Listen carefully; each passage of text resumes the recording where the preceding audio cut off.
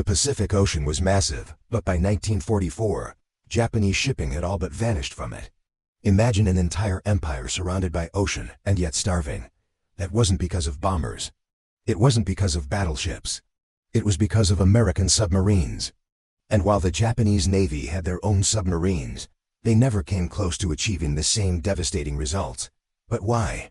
Why did one side use stealthy underwater killers to suffocate a powerful empire, while the other side left theirs nearly useless?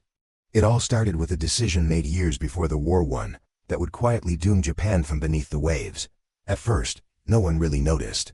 In the early months of World War II, Japan had dominated the Pacific. Pearl Harbor was smoking, Singapore had fallen. The Philippines were crumbling. Japanese admirals celebrated victory after victory. But somewhere in those vast blue waters, diesel engines hummed just beneath the surface. American submarines were already hunting. Unlike surface battles, there was no fanfare, no dramatic footage, no headlines. Just a torpedo quietly slipping through the water, a flash of orange, and a cargo ship slipping beneath the sea. It started slow, but over time it turned into a noose. American submarines weren't like the ones Japan built. From the start, the U.S. Navy gave them a very different mission. Kill everything that moves, especially supply ships. Japanese submarines? Their designers dreamed in terms of battleship duels. Japan's subs were built to take out enemy warships, to strike fast and dive deep. But there was one problem: American battleships were protected, fast, and rarely exposed. So the Japanese subs often returned empty. Meanwhile, U.S. subs weren't chasing glory, they were chasing tankers, freighters, and merchant vessels. The kind of ships that carried oil, food, and ammunition. Sink enough of those, and you don't need to fight the army, you just starve it.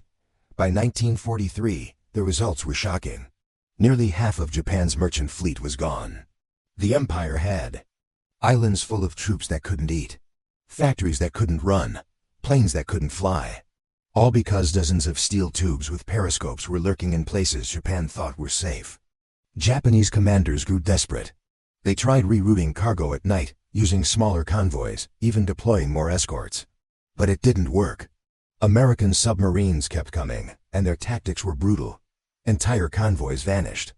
Oil tankers exploded mid-route. Every submarine success wasn't just a kill, it was one less bomb Japan could drop, one less gun they could fire. But here's what's wild. The Japanese actually had more submarines than the U.S. at the beginning of the war. And many of them were technologically advanced. They had longer ranges, carried more torpedoes, and even had some of the earliest sub-launched aircraft. But all that hardware was wasted on a flawed strategy. Instead of strangling the U.S. economy, they gambled on a fantasy sinking battleships that rarely showed up. And when they did hit something big like the USS Wasp, it didn't change the war. Meanwhile, U.S. submarines were turning the Pacific into a graveyard for Japanese logistics. If you're wondering what really crushed Japan before the atomic bombs fell, this was it. Not just brute force, but strategic suffocation, delivered by undersea hunters who operated in silence and almost never made the headlines. And the cost? Just 2% of the U.S. Navy's total manpower. But their kill count? Over 1,300 Japanese ships. It was the most cost-effective carnage of the entire war. And the Japanese never had a response.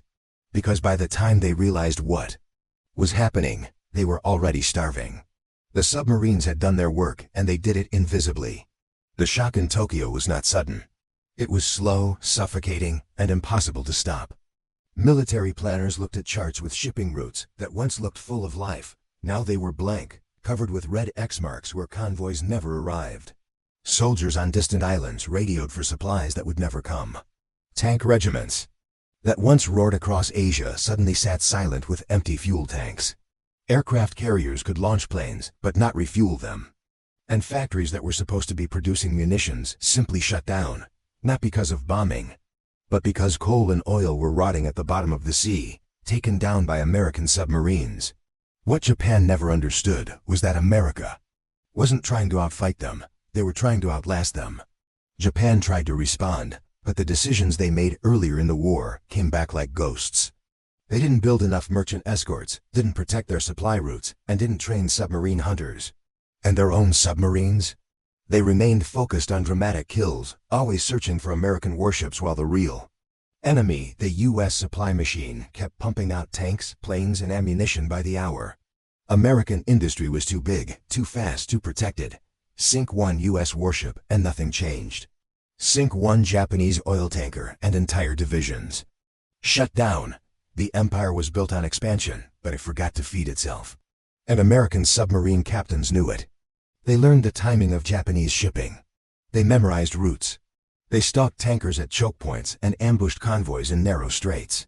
They waited in the shadows, silent, letting their prey pass overhead. Then one sonar ping, one torpedo launch, one flash beneath the waves, and another piece of Japan's war machine simply vanished. The U.S. Navy didn't need huge battles, they needed patience.